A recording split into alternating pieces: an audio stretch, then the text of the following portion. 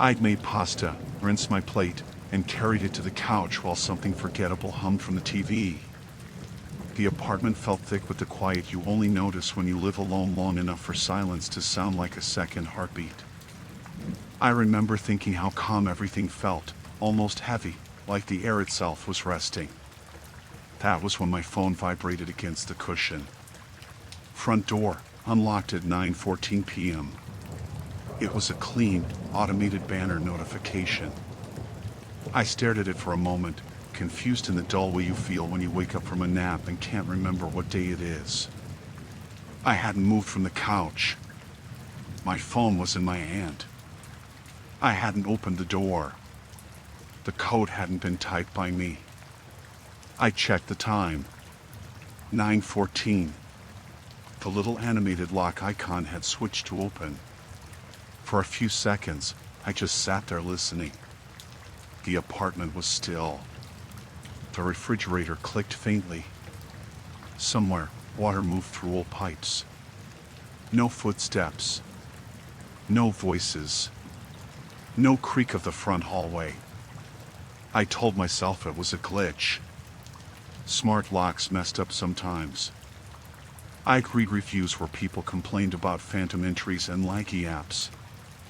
I even laughed quietly, the sound cracking thin in the emptiness, and tapped the lock button on my screen. It slid shut with a soft electronic confirmation. Relief flickered through me, but it didn't settle. I turned my head toward the hallway leading to the door. The faint rectangle of the entry light spilled under it, unchanged, as if nothing had disturbed the space. Still, I couldn't shake the feeling that the notification hadn't been wrong, that something had happened, even if the evidence had already been erased. I muted the television and stood, moving slow, bare footsteps making careful contact with the floorboards. Every soft pressure of my heels sounded amplified, as if the apartment had grown hollow. "Hello?" I called, hating how small my voice sounded. Silence pressed back. I reached the corner and leaned just enough to see the door. It stood closed, deadbolt in place. My shoes remained neatly aligned beneath the console table. My coat still hung from its hook. Nothing appeared off, yet my skin felt hotter, tense, as if it sensed something my eyes couldn't register. I checked the lock physically, fingers resting on the cold metal. Solid. Secure. Back on the couch, I tried to breathe normally and restarted the show, but the noise no longer comforted me. Every whisper of fabric or shift of my weight made me glance toward the hall. A minute passed. Then two. Another vibration. Front door, unlocked at 9:18 p.m. My stomach dropped so hard it felt like it folded inward. I looked up toward the hallway without moving, as if sudden motion might attract attention. A soft, grainy click echoed faintly from the door.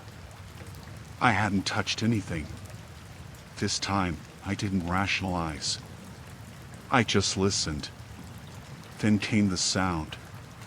Not footsteps, not yet, but the faintest brush, like fabric nudging against the door as if someone stood right on the other side, breathing, waiting. My heart began to hammer, each beat vibrating through my chest and into my jaw. I felt a slick, bitter taste creep into my mouth. "Who was there?" I asked, voice unsteady now. No response. The handle turned slowly. The sound of it was deliberate, almost careful. The latch slid free, and the door eased open just an inch, allowing a sliver of the building's dim hallway light to bleed across the tiles. I knew, absolutely knew, that I was no longer alone. I backed up, heel catching the rug, every instinct telling me to run, but nowhere felt safe. The figure didn't rush. It just waited, letting the silence stretch tighter, thicker. Then the door opened wider. A man stood there. Not masked. Not frantic. Just calm enough to terrify me in a way panic never could. His eyes flicked across the apartment like he already understood the layout.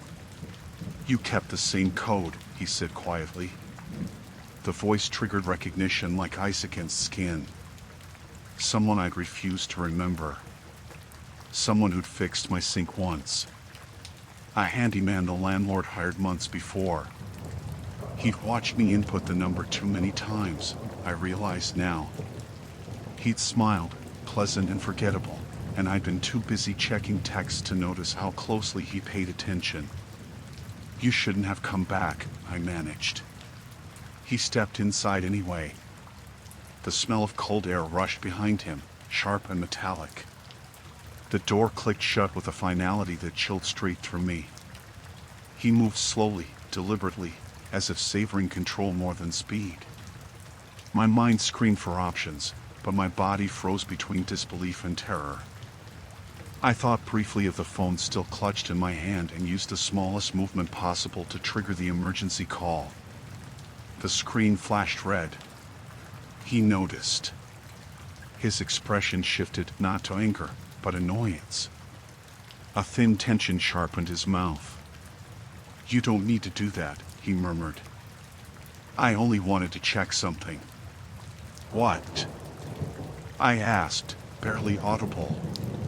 Whether it was my shaking or resolve, I didn't know, but I held eye contact, refusing to let him read complete fear.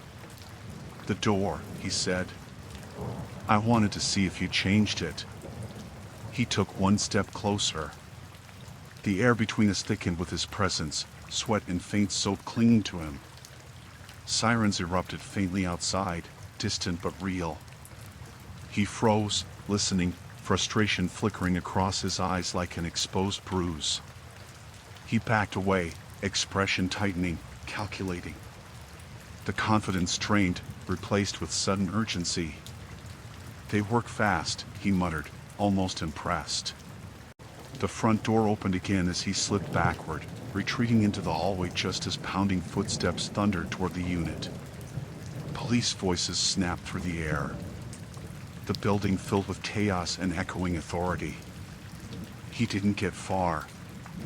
I watched them pin him down through the doorway, metal cuffs flashing as his calm mask shattered into raw panic. He twisted, tried to speak, tried to excuse, but his voice dissolved beneath commands and the weight of legal certainty. When the officer finally turned to me, asking if I was okay, the question barely registered. My body still trembled like a wire struck too hard.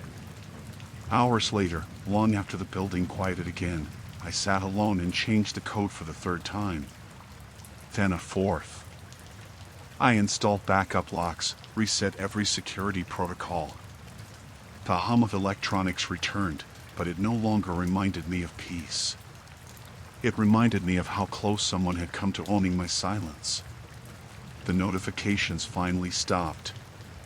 And that time, the door stayed locked.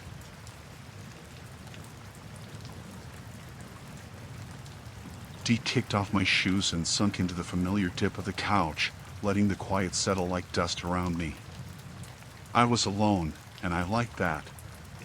No interruptions. No expectations.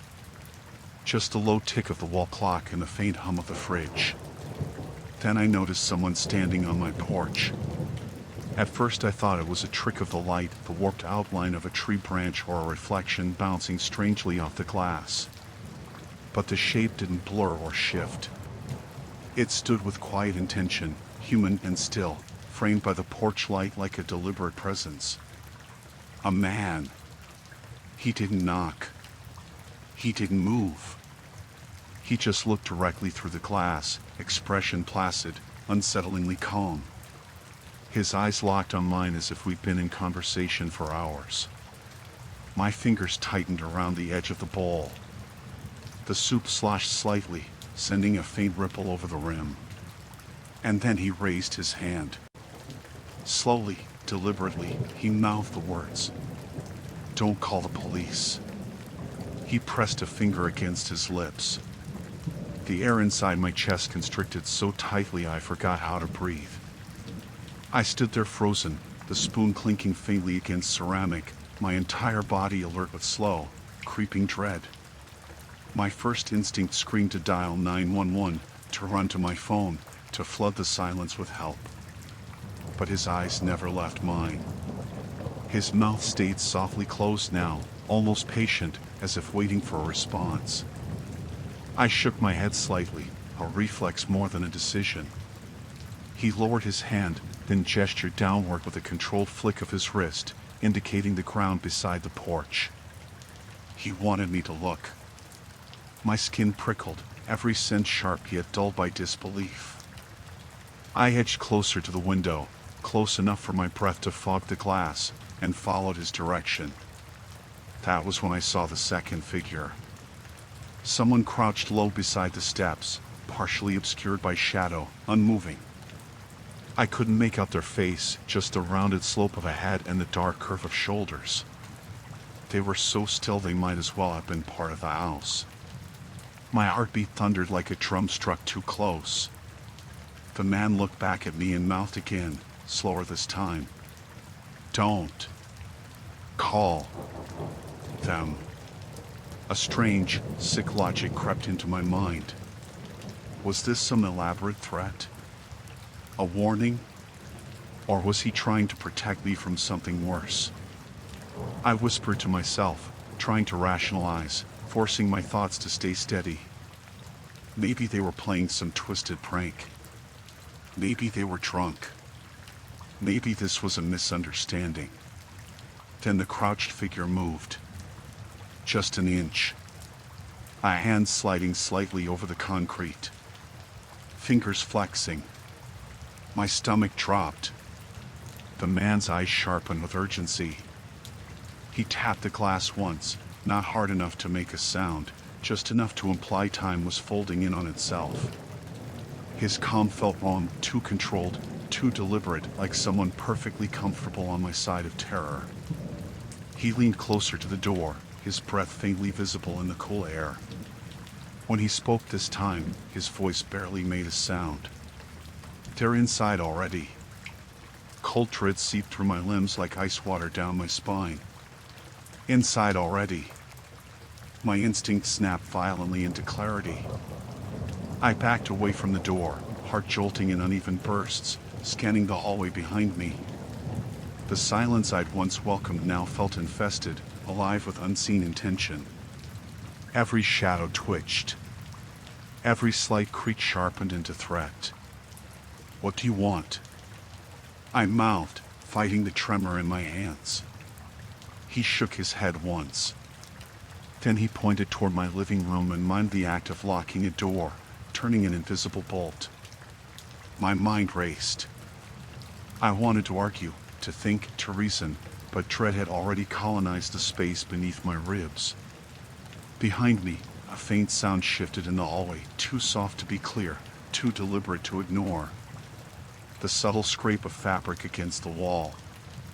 A slow exhale that didn't belong to me. The stranger on the porch stepped back, eyes widening, motioning again with urgency. Now! I bolted for the nearest room, slamming the bedroom door and twisting the lock with frantic precision. My hand shook as I pressed my dresser against the wood, breath ragged, lungs starved for steady rhythm. Somewhere outside, the man's silhouette moved, circling, signaling. Stay quiet, he whispered through the door. A soft thud echoed behind the bedroom wall. Footsteps. Inside the house. My chest vibrated with every step as the unseen person paced the hallway, weight shifting, breathing shallow and uneven. I clutched my phone then, fingers shaking violently as I pressed the emergency call button despite his warning. A voice filled my ear. Calm.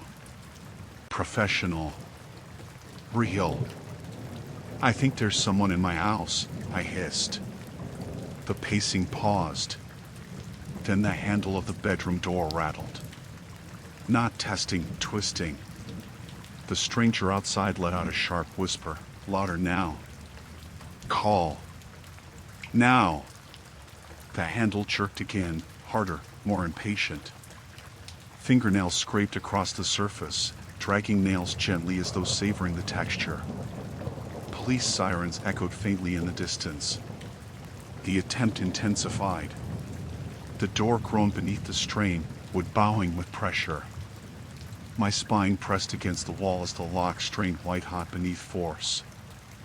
I could hear the breath of whoever stood there, hungry, expectant. Then everything collapsed into chaos. Heavy footsteps thundered from outside. Commands shouted. Flashing lights bled beneath the door in pulsing blue and red. The handle dropped abruptly. The silence afterward felt deafening. I stayed like that for several minutes until someone called my name through the door, voice firm and human, grounding reality back into my trembling bones. When I opened it, officers flooded the hallway, weapons drawn, faces tense. The man on the porch stood cuffed, forced to his knees, glaring toward the interior of my home, not at me, but with haunting fixation. Another man was dragged out from my kitchen moments later, eyes wild, clothes streaked with grime, muttering incoherently about waiting for the right time. The porch stranger finally looked at me again, expression unreadable. "He's been watching your routine," he said flatly. I followed him when he broke in. Relief and terror twisted together in my chest. They took them both away. The house felt hollow afterward, scraped clean of warmth, echoing with the memory of fear. I locked every door, every window. I didn't sleep that night, and I didn't pretend to feel safe again for a long time. But the stranger's warning echoed louder than any siren. And for once, the silence I'd loved no longer felt peaceful. It felt earned.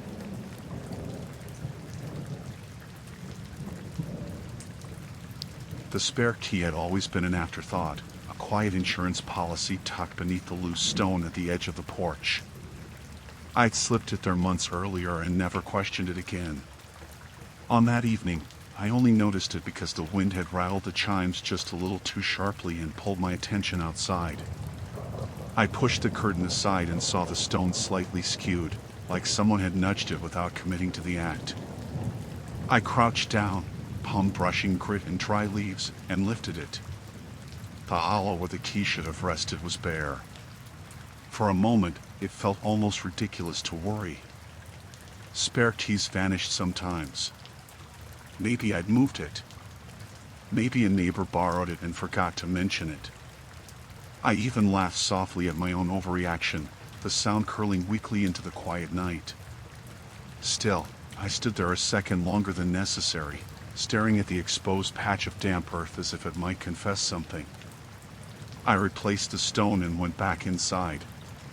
The house held its familiar smells, then lemon cleaner in the kitchen, warm dust from the heater, the faint trace of rain in the wood. I walked through each room on instinct, checking windows without really believing I'd find anything wrong. Everything looked untouched, exactly as I'd left it. I told myself that was enough. I poured myself a glass of water and leaned against the counter, letting the coolness settle me. The calm returned slowly, but it didn't sit quite right. The silence felt strained, as if the air itself had grown wary. That was when I heard it. A soft, careful click at the front door. My hand froze around the glass. Another sound followed, the muted, deliberate scrape of metal against metal. Someone testing the handle. My breath tightened as I turned toward the hallway. The shadow there seemed deeper now, stretched and watchful. "Hello?" I called, immediately regretting how thin my voice sounded. The handle shifted again, slower this time, exploratory. Patient. I stepped back without realizing I'd moved, my heel catching slightly on the edge of the rug. Every rational piece of my mind tried to construct explanation. Wrong house, confused delivery driver, drunk neighbor. But the memory of the empty hiding spot pressed close behind my eyes. They had the key. The handle released. Silence poured in, thick and unnatural. I stared at the door, waiting, listening for any sign of retreat. None came. Instead, there was the faintest whisper of fabric, the kind of sound a sleeve made when someone leaned close. A fingernail brushed the wood, Testing. Measuring. The latch clicked. Cold air slid through the smallest opening as the door shifted inward by a fraction, stopped only by the deadbolt I'd engaged earlier without thinking. The knowledge of that barrier felt suddenly fragile. "Don't," I murmured, though I wasn't sure who I was speaking to. The door shuddered once more. Pressure built slowly against it, as if whoever stood on the other side understood that rushing would reveal too much. I felt the hair on my arms rise, every sense sharpened into brittle focus. The sound of my own breathing felt offensive in its volume. I moved toward the hallway, each step measured and unsteady, stopping just short of the corner. On the other side, something shifted weight. A soft voice drifted through the gap. "I know you're home." Not shouted. Not angry.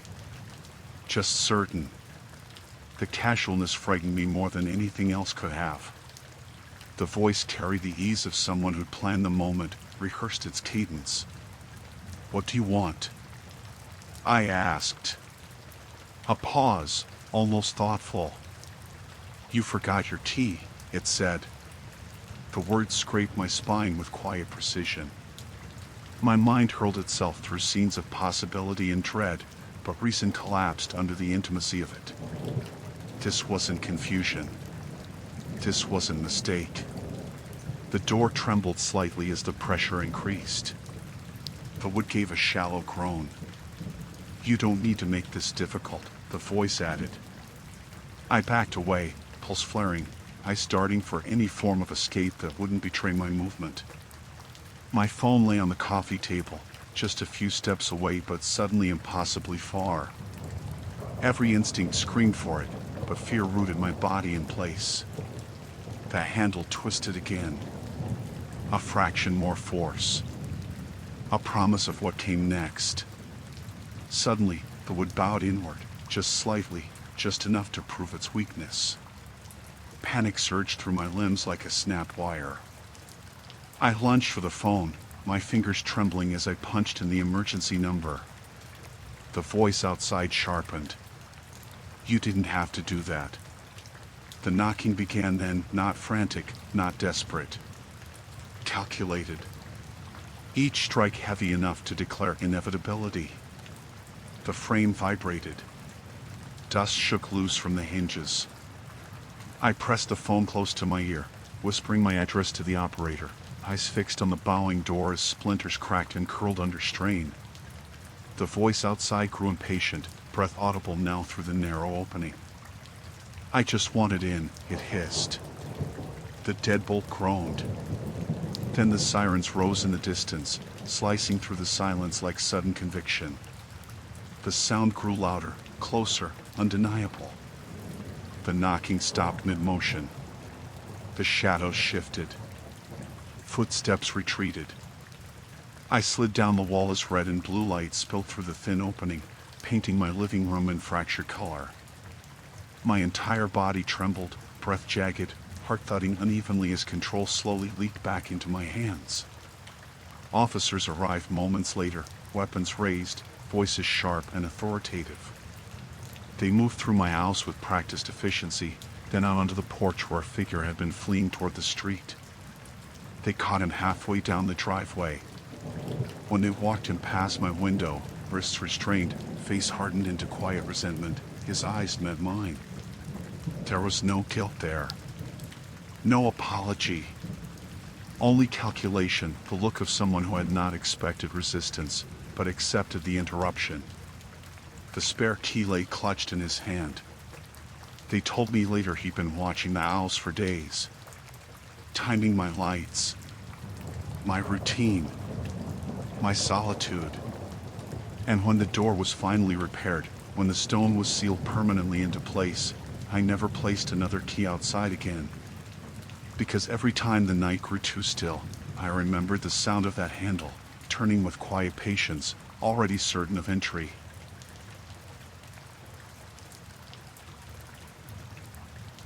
The night had felt perfectly uneventful, the kind of quiet that settled over the apartment once the city outside softened into a distant murmur. I had curled up on my bed with my laptop balanced against my thighs, half watching a documentary while scrolling aimlessly through emails. The glow from the screen washed the room in pale blue, soft enough to blur the edges of familiar furniture and turn everything slightly unreal. I remember how still the air felt. No draft. No distant footsteps from the hallway. Just the faint hum of the fan and the slow rhythm of my own breathing. That was when the tiny green light beside my laptop camera clicked on. At first, I didn't even process it.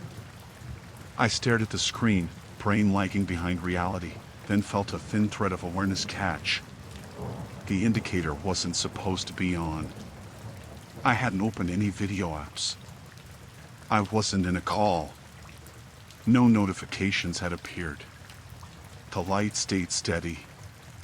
Watching. A tight knot formed in my chest as I clicked through every open program, every background process, convinced I'd stumbled into some automatic update or glitch. Nothing explained it. The camera remained active, silent, and unblinking. I lowered the screen slightly, as if that small adjustment could restore normalcy. My reflection flickered across the darkened surface, my face pale and uncertain. Then I heard a voice. Soft. Close. But not from the computer. That angle isn't very good. The words slid through the air with casual critique, coming from the narrow gap of darkness beneath my bedroom door. Every muscle in my body tightened at once. I turned slowly, heart thudding so forcefully I felt it in my throat, eyes fixed on the slim shadow where the door met the floor. No light spilled from the hallway. No footsteps echoed. Just the lingering presence of someone I hadn't invited.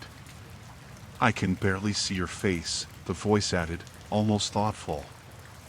My hands trembled against the edge of the laptop as my mind scrambled for logic.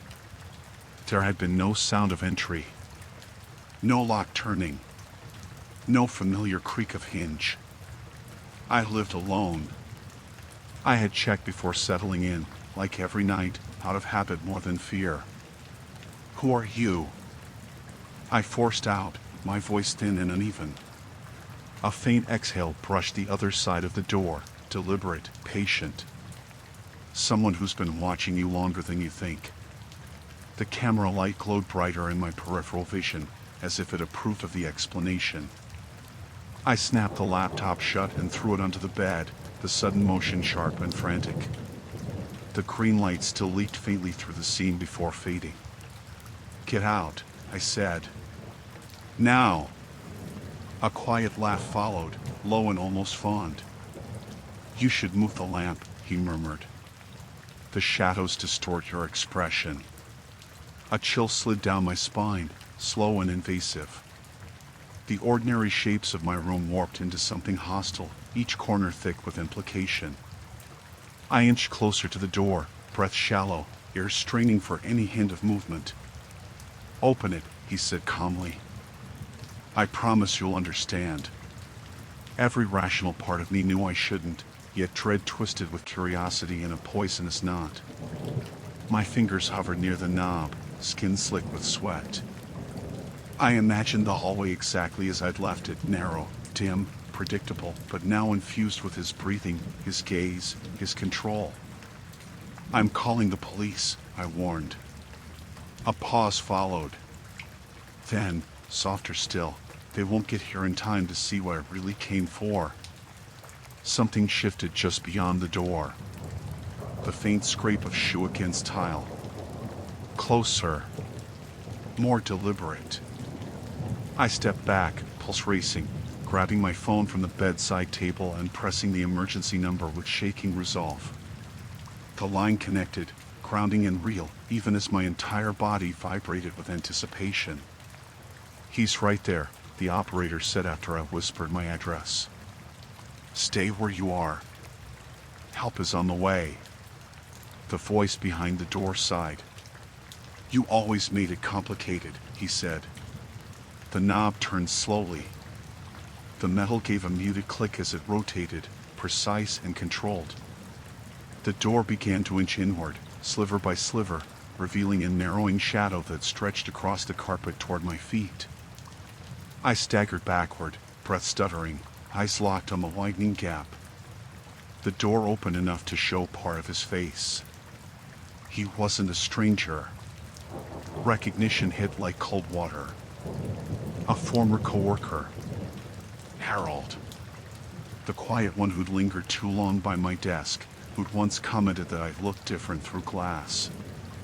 I brushed it off, laughed uncomfortably, avoided him after he'd been dismissed. He looked exactly as before, except now his eyes burned with something deliberate and fevered. "You finally noticed the light," he said. The laptop camera flicked on again behind me, betraying the room with its faint glow. "You installed a remote spy system?"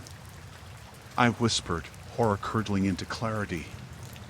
He nodded slightly, almost proud. "It was easy. You always reused passwords. I liked watching you settle in every night. The way your face softened when you thought you were alone." Sirens wailed faintly outside, but he didn't react.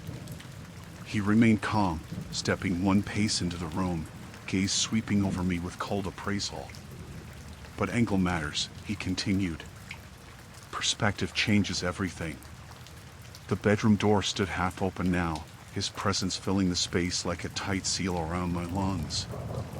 My entire body trembled between terror and rage. "Get out," I repeated. "They're coming." His lips twitched, but then the distant chaos of sirens multiplied. Red and blue light flickered through the window blinds, breaking his detached composure at last. He stepped backward, expression shifting into reluctant resignation.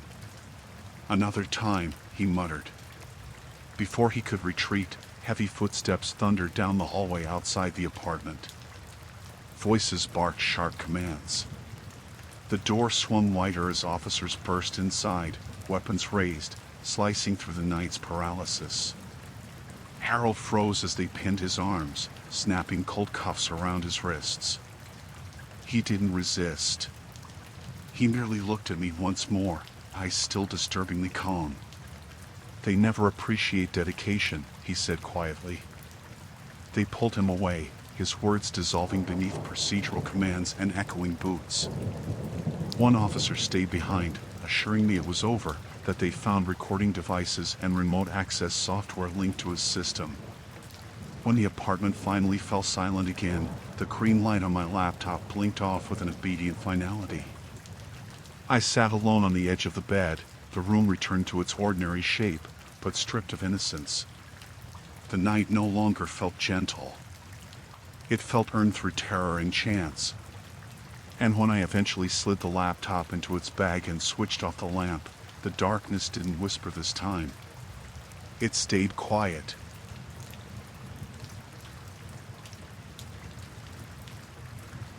The evening had unfolded in its usual quiet rhythm, the kind that made the house feel like an extension of my own breathing. I had reheated dinner, rinsed the dishes, and settled into the armchair by the window with my phone glowing lazily in my hand. Outside, the street remained still, a line of parked cars dulled by mist and amber porch lights. I scrolled without thinking. News. Messages. Nothing urgent. The silence felt soft, familiar, like a blanket drawn too comfortably high. Then my phone vibrated. A new message. No name. Just a thumbnail image. I tapped it without much thought. The photo filled my screen, and my stomach tightened instantly. It was my house. Not a generic angle or an old street photo, but my house exactly as it looked right then, the porch light casting its faint yellow pool, the curtains drawn just slightly uneven, the faint reflection of my lamp in the front window. I recognized every detail. Even the shadow of my own silhouette near the armchair appeared faintly in the glass. The timestamp read, "Just now."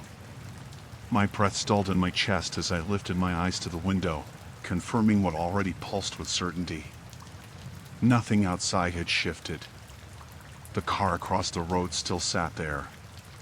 The leaves still rustled faintly. Someone had taken that photo moments earlier, from across the street.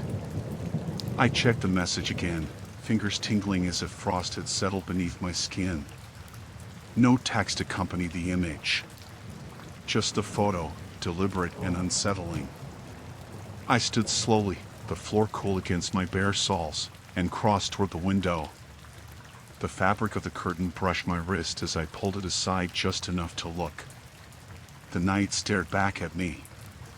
No obvious figure. No movement. Only road, pavement, and darkness leaning against neighbors' fences. "Hello?" I murmured, though the word barely left my lips. I stepped back, heart beginning to quicken, and grabbed my phone tighter. I typed a reply before my nerves could argue. "Who is this?" The 3 dots appeared almost immediately. They vanished. Another buzz. A second photo. Closer now. The frame focused tightly on my front door, the texture of the wood clear, the handle catching porch light, every flaw in the paint visible. The perspective confirmed what I dreaded. Whoever held the camera had crossed the street and moved closer. My heartbeat thumped so loudly it drowned the faint ticking of the hallway clock. I told myself it was a cruel prank. A neighbor. A delivery driver being careless. Anyone but what instinct whispered. Yet the unease crept higher, colder, filling the air with threat. The next vibration came before I could steady my hand. This time the photo captured my living room window. It captured me. A pale outline of my face frozen in profile, eyes wide, body half turned in hesitation. I could see the exact expression I hadn't realized I was wearing. My fingers trembled violently. Behind that glass, someone had been standing close enough to see my reflection, to frame their shot carefully. I turned toward the front door. The deadbolt remained still. The house remained locked. The silence felt heavier, like it clung to the walls. Then I heard it. A faint crunch of gravel. Footsteps closing distance outside. Slow. Measured. I backed away, pulse racing, eyes never leaving the dim shadow creeping beneath the doorway. My thoughts scrambled through impossible logic and rising dread, clinging desperately to reason as it slipped away. Another vibration. Live video request. No name. No words. Just the invitation. I declined it instantly, breathing shallow and sharp. The sense of being watched deepened, tightened, coiled. The metallic rattle of the front handle followed. Once. Testing. Twice. Slower. More deliberate. "You don't need to hide," a voice drifted from just beyond the door. It wasn't loud. It wasn't angry. It was disturbingly calm. My throat locked. I swallowed, unable to answer. "You already saw me," he continued, faint amusement coating each syllable. "I wanted to see if you would notice how close I was getting." The latch tested again. Slight pressure building against the frame. "I've been passing your place for weeks," he added. "You always left your light on around this time." My mind raced toward the phone still clutched in my palm. Emergency. Escape. Anything. Another knock followed, heavier this time. Purposeful. The voice softened. "Open the door." I staggered backward, eyes searching for any exit that didn't exist. The hallway behind me felt endless, useless. The pressure on the door grew. The wood flexed slightly in protest. I pressed the emergency call, voice breaking as I whispered my address. "This won't take long," the voice outside murmured. The handle twisted. The bolt strained. The wood creaked. Panic surged so sharply I felt it blur the edges of sight. Then sirens pierced the air, distant at first, then closer, louder, cutting through the stillness like cold metal tearing fabric. The pushing stopped abruptly. Footsteps retreated. Gravel scattered hastily. I slid down the wall, breath hitching uncontrollably as blue and red light washed through the window, replacing terror with disoriented relief. Voices shouted outside. Firm. Commanding. By the time officers pounded on my door, I could barely rise to unlock it. When it opened, they flooded the entryway, scanning every corner, every shadow. One gestured toward the driveway. "We got him," he said. Through the window, I saw a man restrained beside a police car, his phone clutched loosely in gloved hands. The screen still glowed. The image displayed was the most recent photo he tried to take. My front door. From inches away.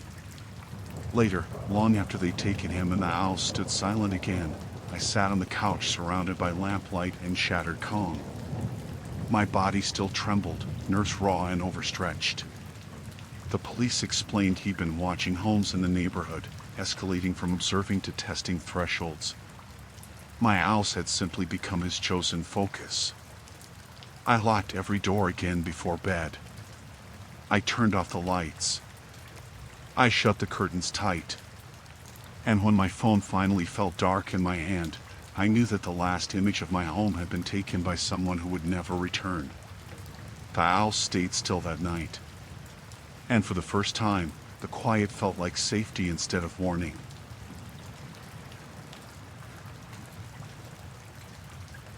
I had been folding laundry on the couch, the television murmuring low background noise, the scent of fabric softener still faint on my fingertips. The house felt settled, almost sleepy, the kind of quiet that made the ticking clock sound deliberate, important. Then the smoke detector screamed. The shrill wail ripped through every corner, sharp enough to make my hands fly to my ears. My first thought was burnt toast, a forgotten pan, some minor domestic mistake. I rushed toward the kitchen, heart already racing, only to find the stove cold and spotless, the air clean and scentless. The alarm didn't stop. Instead, it grew harsher, more urgent, vibrating through the walls and into my bones.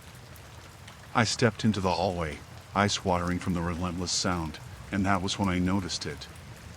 The front door was open. Not wide. Just a narrow, careful gap, like someone had left it that way on purpose. A faint slice of night air slipped inside, cooler than the rest of the house, carrying the damp smell of asphalt and leaves. The porch light outside glowed weakly, haloing the threshold, and the sight of that slight opening sent a slow, crawling unease through me. I stood frozen, mind scrambling for logic. I was sure I'd locked it. I always locked it. The habit had been automatic, ingrained by years of living alone. The smoke alarm shrieked above me, but suddenly it felt less like a warning and more like an announcement. "Hello?" I called, and the words slid into the house like something fragile. No answer. The empty doorway stared back, patient and unresolved. I moved closer, every step reluctant, the air feeling thicker with each inch gained. My pulse hammered beneath my ribs as I peered through the gap into the night, scanning the quiet street. Nothing. No figure. No movement. Just the open door. I reached for it, hesitated, and then pushed it shut. The hinge groaned softly. The sound seemed louder than it should have, echoing down the hall. I locked the bolt and stood there a moment longer, listening. The smoke alarm continued its harsh cry. I tilted my head upward. There was no haze. No smell. No visible sign of danger. The rational part of me insisted there must be a malfunction, a dying battery, a dust trigger. Something harmless. Yet the open door nagged at the edges of my thoughts. I turned back toward the living room when a subtle, unmistakable sound came from deeper inside the house, the soft brush of fabric against drywall. My shoulders stiffened. Another faint sound followed. A careful footfall. Not outside. Inside. Is someone there? My voice wavered, barely more than breath. The smoke alarm faltered for half a second, as if taking pause, then resumed its wail.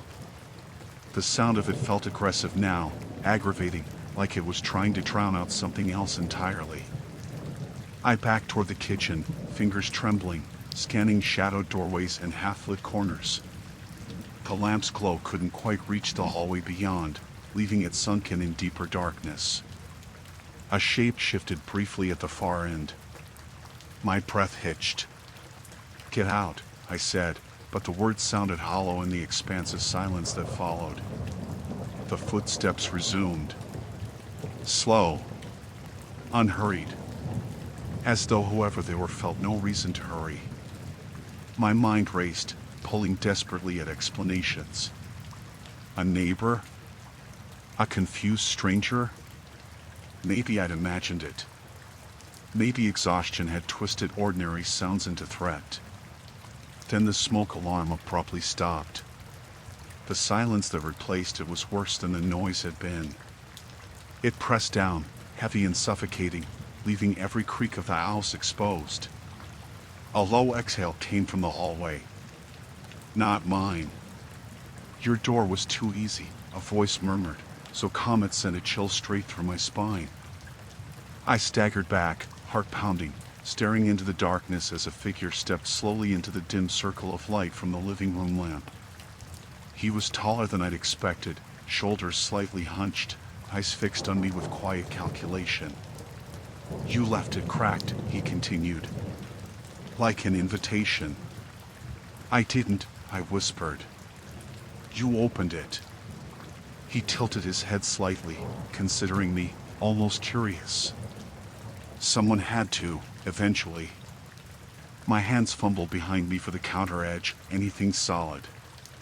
Every instinct screamed to run, yet terror pinned me in place. "What do you want?" I asked.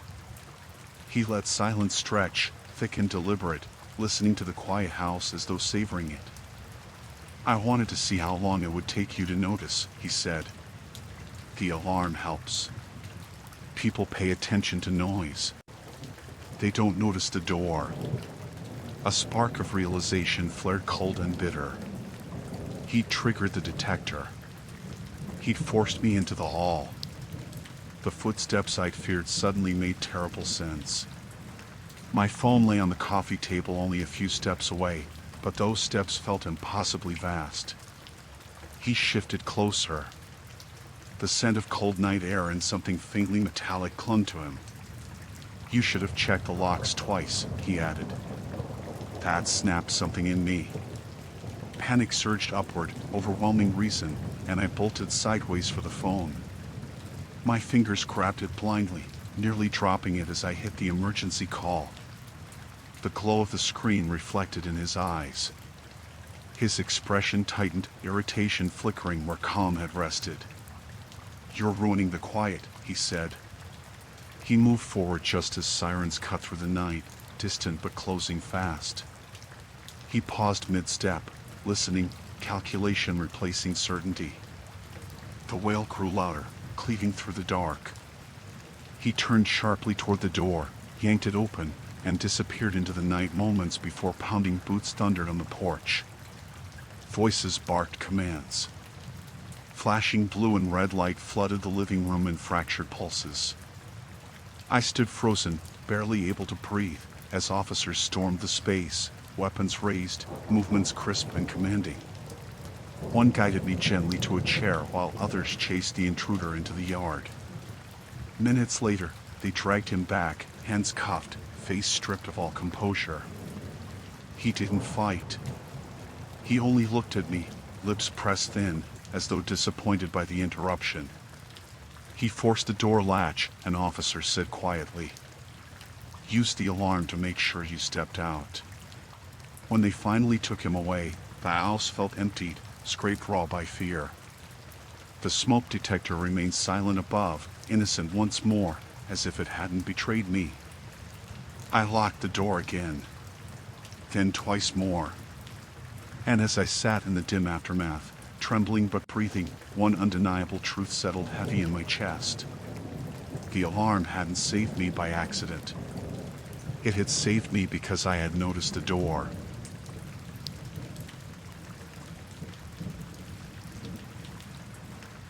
The night had started as uneventfully as any other. I had taken a long shower, let my hair dry naturally, and climbed into bed with a glass of water and a mindless podcast humming quietly through my phone. The curtains were drawn halfway, just enough to let the dull amber of the streetlight seep into the corners of my room. The rest of the house was dark and still, every familiar shadow resting where it always did. I lived alone. Had for years. That certainty usually comforted me. I had just set my phone on the nightstand when I heard it. A voice. Muffled, irritated, sharp around the edges of a whispered argument. Just beyond my bedroom door. At least listen to me for once, the voice hissed, nearly shaking with controlled frustration. I told you I'd handle it. I froze, every muscle locking in place. No one was supposed to be there. The voice paused, then rose again, more agitated, as though responding to someone on the other end of a call. No, don't interrupt me. You're not getting it, I'm right outside the room right now. My breath grew thin and shallow. I stared at the door, heart thundering, straining for another sound, footsteps, movement, anything that might validate what I was hearing. A slight scuff brushed the wood, deliberate. My skin prickled with cold dread. The sensible part of my mind grasped desperately for explanations, Bluetooth glitch, phone interference, some odd echo through the pipes, but every word I heard felt too close, too real. You said she'd be asleep, the voice snapped softly. You said it would be easy. My stomach coiled violently.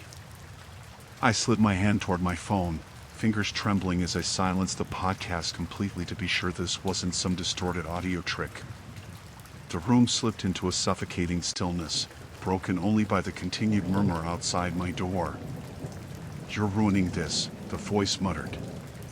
A faint, rhythmic tapping followed. Fingertips. Against my door. Slow. Thoughtful. I held my breath, listening, my pulse roaring so loudly it blurred the edges of sound. The air felt charged, thick with something coiled and waiting. Hello? I whispered, immediately regretting how weak it sounded. The argument stopped. A pause stretched into silence, suffocating and heavy. Then the voice shifted tone, abandoning irritation for something disturbingly calm. Oh, you're awake now. My body went rigid. Footsteps shifted closer. I could hear the soft scrape of fabric, the quiet exhale of breath inches from the wood, as if whoever stood there pressed close just to savor the proximity. You should have stayed quiet, he murmured. Terror surged sharp and cold through my limbs. I staggered back slightly, instinct screaming to run, but nowhere in that room felt safe enough to offer movement. What do you want? I forced out. A faint chuckle answered, dry and humorless. You heard me arguing, he said. That was never really a call. I just wanted to know if you'd react. The words crawled directly under my skin. A knuckle tapped twice against the door. Polite. Controlled. I've been here longer than you think. My mind raced, scrambling through fragmented memories. The unlocked window last week. The light I forgot to switch off. The unexplained thump late one evening I'd brushed away as house settling. Each moment now stitched into something deliberate. Open the door, he said quietly.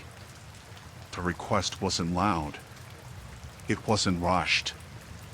That calmness unsettled me far more than panic ever could. I backed toward the far corner of the room, phone clenched tightly against my palm as I fumbled to dial emergency, fingertips barely responding through the shaking. My eyes never left the door. The handle turned slowly, metal clicking softly beneath measured pressure. "Don't make me break it," he whispered. "I'd rather you see me willingly." The door creaked under strain, fibers protesting with a quiet groan. I pressed the phone to my ear as the operator answered, whispering frantic details, address spilling out between uneven gulps of air. The voice outside shifted, suddenly sharper. "You're calling someone, aren't you?" The pressure on the door increased. The handle rattled harder now, urgency bleeding into the sound. And here I thought we were all alone. A sharp slam rattled the door frame as his patience snapped. My heart pounded so violently it felt unsustainable, each beat colliding with terror. The wood bowed slightly, hinges crying out. Then, through the chaos, sirens pierced the night. Distant at first, then rising with inevitable certainty. The pressure against the door faltered. Footsteps retreated abruptly, hurried and uneven. A curse slipped through the narrowing gap as keys jangled and a frantic unlocking echoed, followed by the front door slamming hard enough to shake the walls.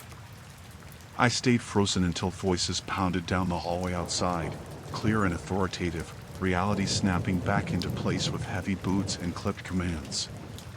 They found him trying to flee through the backyard, tangled in the low fence like an animal cornered by its own mistake. When they walked him past my open bedroom doorway, his eyes met mine. For just a second. No anger. No apology. Only mild disappointment, like I'd ruined something carefully planned. The officer later explained he'd broken in earlier, hiding in a guest closet before growing impatient. The argument I'd heard had been nothing but aggressive rehearsal, a way to test whether fear would make me visible. They took him away. And when the owls finally returned to silence, I sat on the edge of my bed for a long time, shaking, listening to the empty air where his voice had once lingered. By morning, every lock had been reinforced. Every door double-checked. And the owls felt quieter in a new way. Not peaceful. Just finally, unquestionably, empty.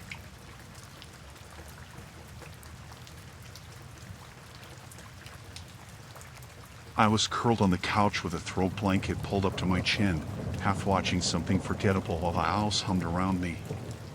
The faint buzz of the refrigerator, the gentle tick of the wall clock, the soft creak of cooling pipes, all ordinary, all familiar.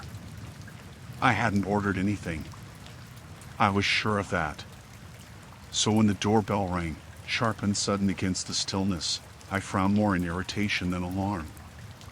I muted the television and padded toward the front door, expecting a neighbor or some late-night mistake. The porch light glowed through the frosted glass, outlining a human shape on the other side. I opened the door a cautious fraction. A delivery driver stood there, holding a large paper bag that breathed warm, savory air into the cool night. The scent of fried food and garlic drifted inside, clinging instantly to the hallway. "Order for you," he said, glancing down at his phone. "I didn't order anything," I replied, confused. He lifted the bag slightly and pointed to the receipt stapled at the top. "It's paid for already." Curiosity prickled uneasily under my skin. I took the bag, fingers brushing the warm paper, and glanced at the slip. The name printed there was mine. Not a typo. Not a variation. My full, correct name, written plainly in bold. A strange chill crept through me despite the heat of the bag. "I seriously didn't order this," I insisted. The driver shrugged, already looking over his shoulder. "Address is right. Name's right. That's all I know." Before I could question anything further, he turned and walked back toward his car, the crunch of gravel fading into the night. I stood in the doorway a moment longer, staring down at the receipt as if it might rearrange into something that made sense. It didn't. I shut the door and locked it, the familiar metal click suddenly sounding too final. The house returned to silence, except for my own slow, uncertain breathing. I carried the bag to the kitchen counter and set it down, staring at it as though it belonged to someone else. The warmth bled through the paper, comforting and warm all at once. There was no number to call. No order ID I recognized. Just my name, my address, and a neatly printed menu total. I told myself it had to be a mistake. A prank. A confused stranger sharing my name. Rational explanations fluttered desperately through my thoughts, but none of them settled comfortably. Against better judgment, I peeked inside. Steam curled upward, fragrant and rich, revealing carefully packed containers and a drink I would have chosen myself. Even the sides matched my usual preferences. That was when my phone vibrated. Unknown number. My heart tightened as I answered, voice already unsteady. Hello? A pause lingered on the line, followed by a soft exhale, almost amused. Did it arrive safely? A voice asked. It was low and controlled, smooth in a way that felt intentional. Who is this? I demanded. Why did you send food to my house?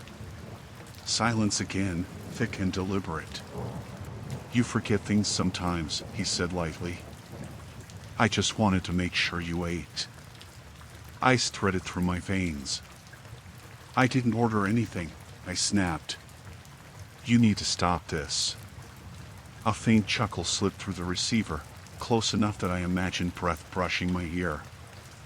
You've had a long day, he murmured. You shouldn't skip meals. A subtle awareness crept into my chest, slow and suffocating. He knew more than he should. My schedule. My habits. Details that had never been shared. How did you get my number?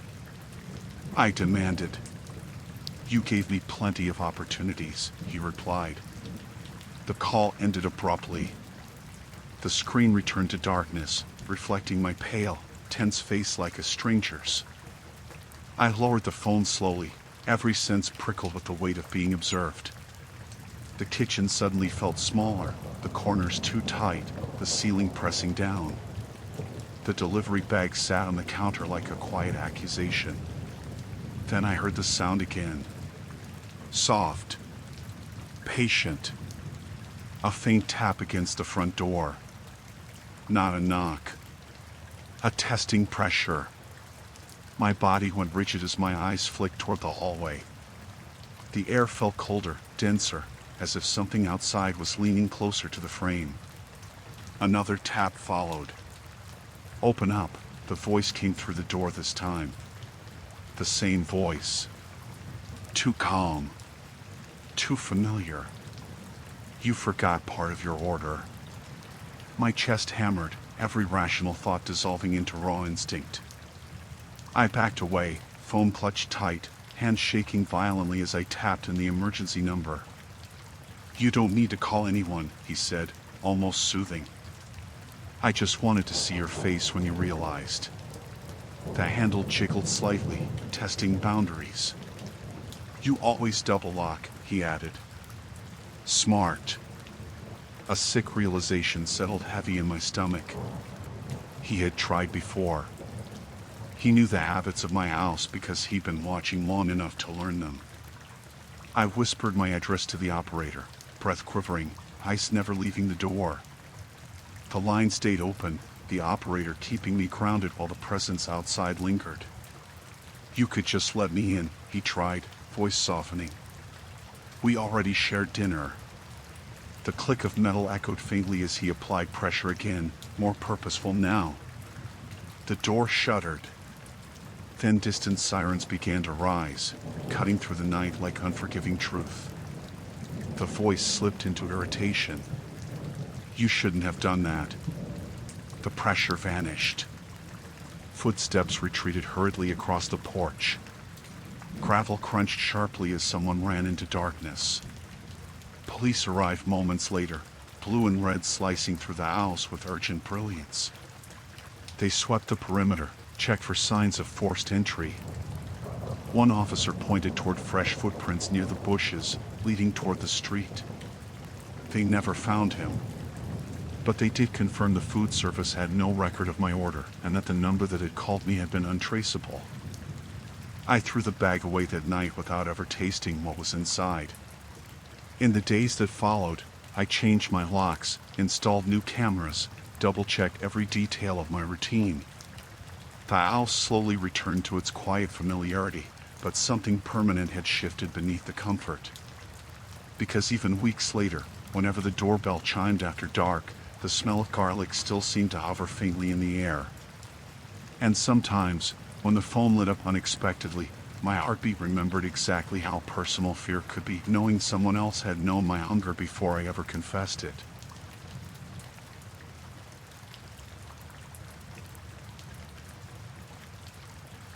The night had already settled into its usual hum when I finally crawled into bed. My room held that familiar stale warm scent of clean sheets and faint dust, the kind of comfort that made the world feel temporarily distant. I left the bathroom light on, more out of habit than need, its pale glow spilling down the hallway and bleeding softly beneath my door. I scrolled through my phone lazily, eyelids growing heavy, listening to the quiet clicks of the house cooling around me. Pipes ticked. Floorboards sighed. Everything spoke the language of normalcy. Then I noticed the light. The narrow yellow line beneath my bedroom door vanished. I blinked, confused, certain my tired eyes had misinterpreted a shift in shadow. But no, the hallway was suddenly dark. The bathroom light was off. I hadn't moved. My legs were still heavy against the mattress, blanket gathered loosely around my hips. My phone rested warm in my hand. The bathroom switch sat 15 feet away, untouched. A slow unease crept through my chest, subtle but insistent. I told myself it was the bulb burning out or some flicker of faulty wiring. Old houses had quirks. It meant nothing. Still, I couldn't shake the certainty that something had changed without my consent. I waited. Listened. The house answered only with silence. I swallowed and swung my feet over the edge of the bed, letting them hover just above the cool floor. The darkness beyond my door felt thicker now, as if it pressed slightly inward, tasting my hesitation. "Hello?" I murmured. The word dissolved, swallowed by the quiet. I moved closer, stepping lightly, fingers brushing the door frame. The wood felt cool and dry. When I opened the door, the hallway stretched ahead like a narrow tunnel, unlit and unfamiliar in its sudden absence of warmth. The bathroom door stood ajar. The switch was clearly down. I stared at it, a slow, prickling awareness rising along my spine. I flipped it back on. The light snapped to life, too bright, too instant, exposing every little flaw in the hallway walls, scuffs, peeling paint, forgotten nail holes. Everything looked as it should. Only my heartbeat betrayed the tension lodged in my chest. I told myself it was nothing. Exhaustion played tricks, and paranoia blossomed in darkness. Back in bed, I tried to steady my breathing, closing my eyes, letting the hum of the house re-anchor me. The faint sliver of light beneath the door returned, casting its familiar reassurance. I almost relaxed. That was when it went dark again. This time, I watched it happen. The light narrowed first, thin like a fading breath, and then vanished completely. I bolted upright, pulse snapping violently into alarm. My skin prickled with awareness so sharp it bordered on pain. I hadn't moved. The light had been switched off again. A faint sound followed, so subtle I almost dismissed it, the whisper of bare feet shifting against tile. Not outside. Inside the hallway. My mouth went dry. The idea that someone could be within my home settled like ice, far heavier than fear alone. Is someone there? I called, louder now. Nothing responded, but the silence felt too poised, too deliberate. I pressed my ear toward the door, listening desperately. A soft breath brushed the other side. Slow. Controlled. You shouldn't leave lights on, a voice said quietly. The sound of it scraped directly against my nerves, low, unfamiliar, yet spoken with unsettling ease. My hand flew toward my phone. You're wasting electricity, the voice added, inches from the wood. I staggered backward, dread coiling tight and suffocating in my throat. My thoughts scattered between logic and raw terror. How had they gotten in? When? The handle turned. Just slightly. A subtle test of dominance. I saw you earlier, the voice continued. You forgot the small window latch in the kitchen. Every rational attempt collapsed beneath the calm certainty of that revelation. The door creaked as pressure increased. A silhouette pressed faintly through the thin wood. I imagined the shape of a face, patient, waiting, studying. My fingers danced over the emergency number, breath shallow and shaking. There's no reason to panic, he murmured. You went to bed. I turned off the light. Now we can talk. The handle rattled harder, the lock trembling under his grip. This wasn't supposed to become messy. Sirens erupted faintly in the distance, distant but approaching. I clung to the sound as if it were a lifeline drawn through fog. The figure hesitated. Footsteps shifted. A muttered curse slipped through the gap. Then rapid movement, retreating, the soft thud of hurried departure. I stayed frozen until heavy knocks thundered at the front door and voices announced themselves with authority.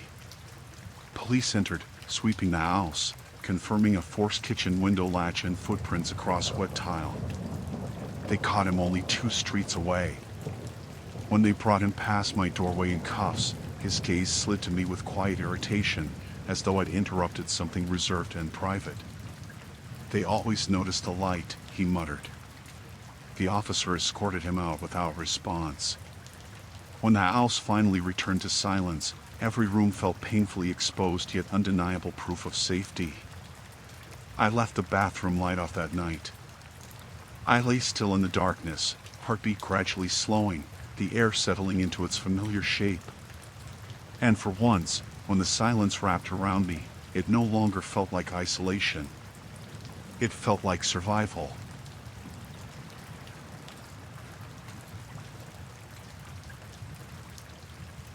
I had crawled into bed thinking only of sleep, the kind of ordinary fatigue that settled into my bones after an unremarkable day. The house had felt peaceful, almost syrupy with stillness.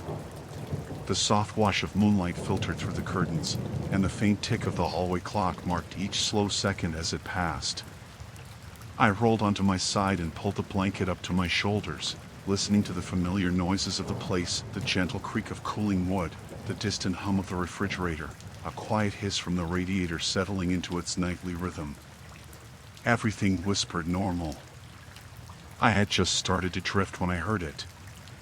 A soft, precise click. Not loud enough to belong to the structure itself. Too deliberate to be imagination. Another click followed, separated by a pause long enough to feel calculated. My eyes opened, heart ticking faster as I held my breath to listen. The sound came again, further away this time, faint but unmistakable. Metal meeting metal. A latch. Being tested. Someone was moving along the outside of the house. I lay perfectly still, staring into the patch of darkness at the foot of my bed, willing my body not to make even the smallest betraying shift.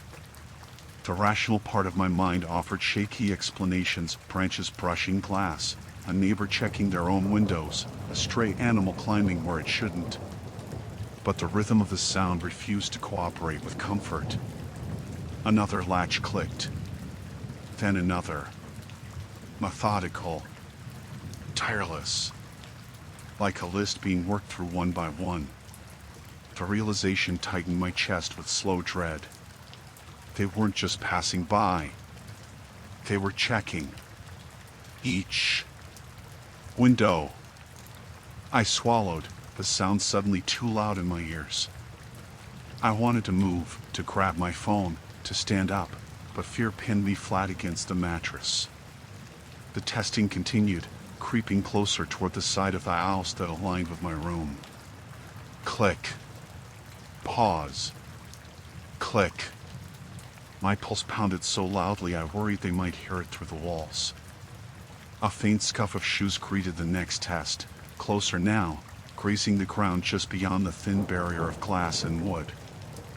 I whispered, "Hello," even though I knew it was useless. The clicking stopped. Silence flooded in, heavy and watchful. Then a soft exhale came from just beyond my window, so close it felt personal. "I'm almost done," a voice murmured quietly, as if speaking to himself. My blood ran cold. He wasn't surprised I'd spoken. He'd expected it. Expected me. The faint pressure of fingers tested the next latch, directly outside my window now. The metal trembled beneath his touch. "You should really secure these better," he added conversationally. "You'd be amazed what people leave accessible." I slid a trembling hand toward my nightstand, fingers grazing the edge as I fumbled for my phone, careful not to let it scrape across wood. The latch rattled again. Harder. "I checked your schedule earlier," he continued, his tone gentle enough to be sickening. "You turn in right about now. Makes planning easier." My hand closed around the phone. Cold plastic. Solid. Real. The shadow of his head drifted faintly across the curtain as he leaned closer to inspect the final mechanism. I could see the outline of his face through the fabric, imperfect but unmistakably human. "You only missed one lock last week," he sighed. "You've improved." A thin scraping sound echoed as he slid something metallic along the edge of the frame. My breathing became shallow, every inhale sharp with panic. I punched the emergency number as softly as my shaking fingers allowed, pressed the phone against my ear. A distant operator's voice began to filter through, grounding and calm, as chaos clawed inside my skull. "There's someone outside my windows," I whispered, words brittle and broken. "He's trying to get in." Outside, the voice shifted. "You called someone?" he said, not angry, just mildly disappointed. "That makes things complicated." The tool scraped again. The latch gave a faint protest. "You'd save us both time if you stayed still," he added. The sound of sirens flickered faintly through the distance as the operator told me to remain quiet. I stared at the shadow of his head, every second stretching like fragile glass. The final latch clinked open. The frame creaked slightly as he applied weight. My entire body coiled with instinctive terror. Then, abruptly, he stood back. The silhouette faded. Footsteps scuffed quickly across dirt. Retreating. The sirens grew louder, slicing through the night with undeniable authority. Blue light pulsed weakly through the slats of the blinds, painting restless shadows across my walls. "Unfortunate timing," his voice muttered, already moving away. "I'd mapped this better than that." And then, silence. Within minutes, harsh knocking thundered through the front door, followed by controlled voices announcing themselves. Officers moved through the house, flashlights slicing through darkness, checking windows, inspecting latches. They found prime marks beneath my bedroom window and dirt smeared where shoes had braced for leverage. They caught him 3 blocks away, crouched beneath a tree, still holding the tool he'd been using. When they walked him past my window, his eyes flicked toward me, recognition sharp and annoyed, as though I were the defective part in an otherwise flawless plan. Later, after statements and reassurances, after the house had been restored to artificial stillness, I sat on the edge of my bed and stared at the windows that had betrayed their weakness so easily. Every latch had been repaired, every pane reinforced. But that night, as the silence crept back in, I no longer listened for peace. I listened for the smallest click. And when none came, I finally allowed myself to breathe, not because I felt safe, but because he was gone, contained, and unable to walk my perimeter ever again.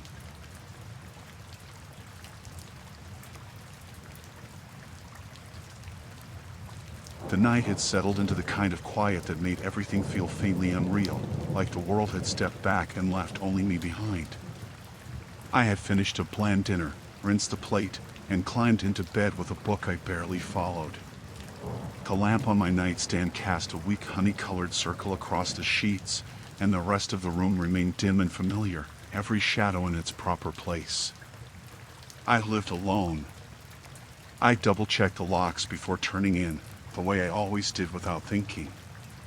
It was routine, comforting, necessary.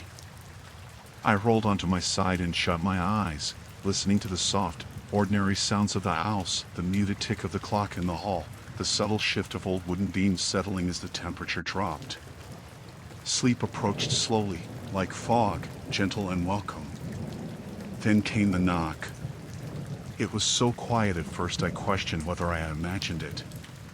A light, careful tap against my bedroom door, knuckle against wood, patient rather than demanding. I opened my eyes, heart stirring with immediate unease. Another knock followed, no louder, closer somehow. "You forgot to lock this one." The voice was a whisper, breathy and deliberate, spoken close to the door as though the mouth hovered inches from the brittle paint. My body froze. I stared at the door, at the smooth brass handle I had never failed to turn before closing it. A heavy awareness bloomed behind my ribs, a pressure that made every inhale feel shallow and cautious. "No," I muttered, barely audible. "That's not possible." Yet the voice remained, calmly assured, and far too real to be a trick of drifting sleep.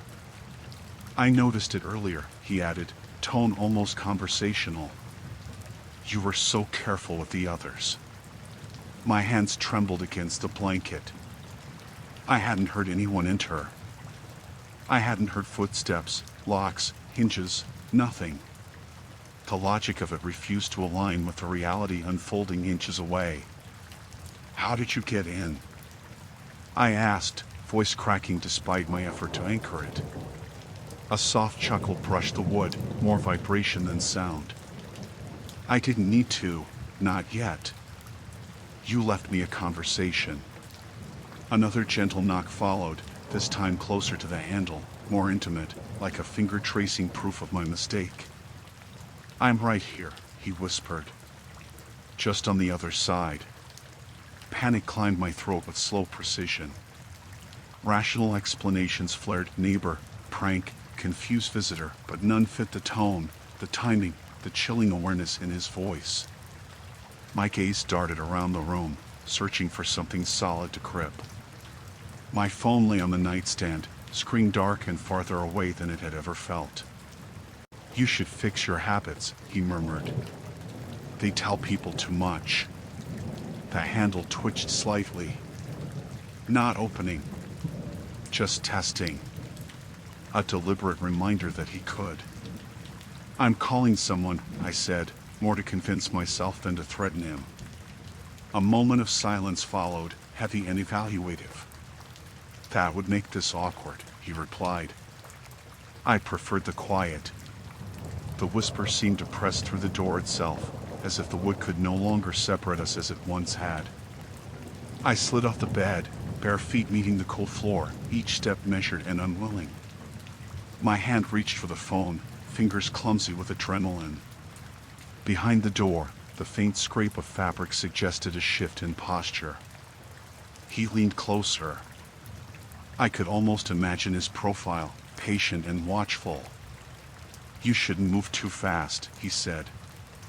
"You'll knock something over." The invasive accuracy of that comment made my skin tighten. "I watched you settle down," he continued. "You always leave the lamp like that. Always just bright enough." My pulse hammered so loudly I feared he might hear it through the wood. "What do you want?" I asked. A pause lingered, long enough to curl dread into certainty. "I wanted to know how long it would take for you to notice," he answered. "Whether you'd ignore it like the others." The knob turned a fraction. Metal whispered beneath his fingertips. I lunged for the phone, managed to tap the emergency number, and pressed it hard against my ear, whispering my address as quietly as possible while keeping my eyes fixed on the door. His breath shifted, audible now. "You're choosing noise," he said softly. "That changes things." The handle rattled harder, not with desperation but with intent. Wood groaned slightly under pressure.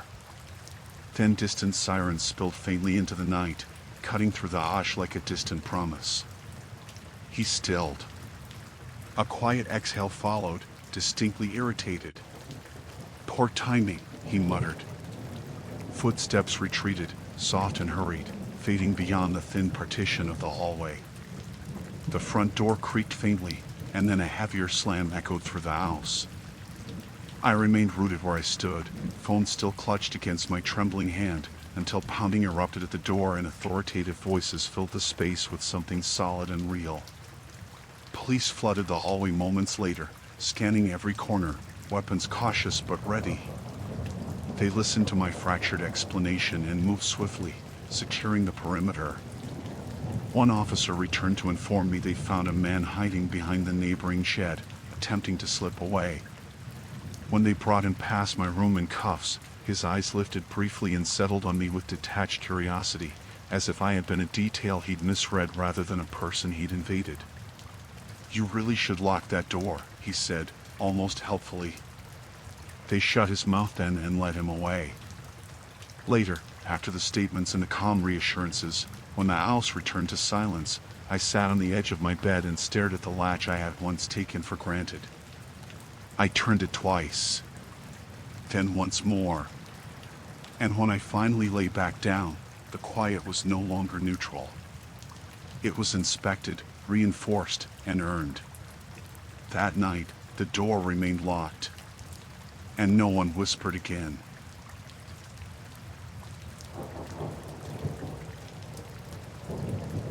The evening had felt ordinary enough that I barely remembered it at all. I had come home, changed into soft clothes, and moved through the familiar rhythm of reheating leftovers and stacking the clean dishes to dry. The house answered every movement with quiet cooperation, the soft hum of the fridge, the faint tick of the wall clock, the muted sigh of wood settling as the temperature dropped. It was the kind of calm that convinced you the night would pass without incident. I settled on the couch with my phone, letting my thoughts drift as some forgettable show murmured in the background. The screen glowed warmly against my fingertips, and the silence beyond it felt thick but unremarkable. Then my phone vibrated lightly. Connected to Hollow Room. I frowned. I hadn't tapped anything. I didn't recognize the device name, and I certainly hadn't paired with any new Bluetooth speakers, headphones, or peripherals. I glanced around the living room as if an answer might manifest in plain sight, half expecting to find an unfamiliar gadget perched somewhere obvious. Nothing. The connection icon remained steady. I turned Bluetooth off. The message disappeared. A second later, it reappeared. Connected to Hollow Room. A faint chill began to bloom beneath my skin, slow and unwelcome. I checked the list of available devices. The name hovered at the top, signal strength full. Whatever it was close. Inside the house. I rose slowly, phone still clutched in my hand, heart beginning to trace a nervous rhythm against my ribs. Each step made the floor whisper under my weight as I moved toward the hall, scanning corners for anything unfamiliar. The lights cast soft, predictable shapes along the walls. Everything looked exactly as it should have, and that familiarity frightened me more than a visible disturbance would have. "Hello?" I called, feeling foolish the second the word left my mouth. Only silence answered. The device stayed connected. I opened the Bluetooth settings and tried naming it, commanding it to disconnect. The moment I tapped the button, the screen flickered slightly, and a soft click sounded from somewhere deeper inside the house. I froze. Another vibration pulsed through the phone, not a notification, not a call. Just the quiet confirmation that my device remained linked to something it shouldn't have known existed. Hollow Room. The name felt intentional. I moved forward again, slow now, cautious, each breath shallow and measured. The hallway stretched ahead, darker than the living room, shadows pressing lightly against the far doors. My pulse thudded heavier as I passed the bathroom, the guest room, the closed linen closet. A faint rustling sound drifted from behind one of the doors, fabric shifting, the minute scrape of something brushed carelessly. The Bluetooth icon pulsed again. I unlocked my phone's screen and whispered nervously, "Disconnect." The word echoed uselessly into the hallway air. Instead of severing, the connection intensified for a moment, as if acknowledging my voice. A low sound followed. Something like a breath. Not mine. In here, a voice murmured softly, calm, patient, disturbingly near. The phone vibrated once more. The Bluetooth device name blinked and reappeared. Hollow Room. It was louder now. The voice. It had emerged from directly behind the partially closed door at the end of the hall. A room I hadn't entered all day. My muscles turned rigid as dread slid cold through my limbs. I barely felt my fingers tightening around the phone. "How did you get in?" I asked, fighting to keep control in my voice. "There wasn't much resistance," he replied, tone smooth as if commenting on something trivial. "You should update your security schedule. Your habits are generous." The phrase hollowed my stomach with slow terror. The calm precision of the words twisted reason into useless knots. The door handle shifted slightly. A shadow leaned closer to the thin gap. "You didn't even notice when I synced," he continued mildly. "Your phone does all the work for me." I stepped back involuntarily, heart roaring against my ears. The Bluetooth icon pulsed again, responding to his presence like some sick extension of his control. "I'll call the police," I said, though the declaration felt paper-thin. A faint amused exhale slipped through the door frame. "You already connected." That's the part one needed. The knob turned a fraction. Metal whispering against metal. My phone screen flickered, draining momentarily, then brightening again as though tethered tightly to something unseen. "You should have wondered why it chose to pair on its own," he added softly. "Curiosity arrives too late sometimes." Panic surged. I spun toward the front door, instinct screaming to flee, but the path felt suddenly narrower, the hallway tilting with tension I couldn't escape. He stepped into view then. A man I did not know, face unreadable, eyes sharp with a clinician's interest. He held a small black device loosely in his hand, confidence radiating from his posture, from the way he seemed to own more than the air itself. "You're not supposed to be here," I managed. He nodded, barely amused. "Not yet." The sound of sirens began faintly in the distance. He tilted his head slightly, as if listening to a thought only he could hear.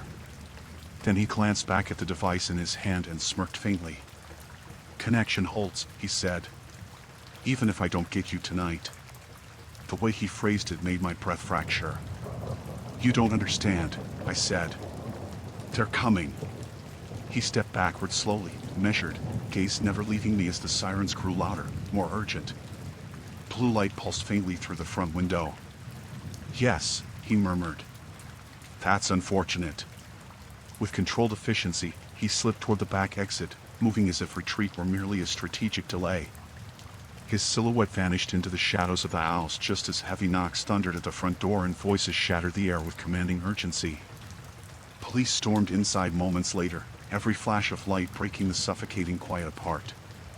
They searched each room, each corridor, instruments slicing through darkness until one officer rushed into the hallway, calling the others with sudden alert. They caught him attempting to scale the rear fence. When they brought him past me, wrists bound, expression stripped of composure, his eyes found mine. There was no rage in them. No fear, just calculated detachment. He sinks easily, the officer muttered, glancing toward his confiscated device. He was tracking signal points. They escorted him away before he could speak another word. Later, after the house had been declared secure and the night emptied of his presence, I sat alone on the couch, staring at my phone, heart still racing in slow echoes. The Bluetooth device had vanished from the list, as though it had never existed. I turned the feature off completely. Silence returned to the rooms in a way they never had before, not gentle, not naive. Earned. And when I finally lay down that night, I knew one truth had settled permanently beneath my skin. The house was still mine, and no one else would ever connect to it again.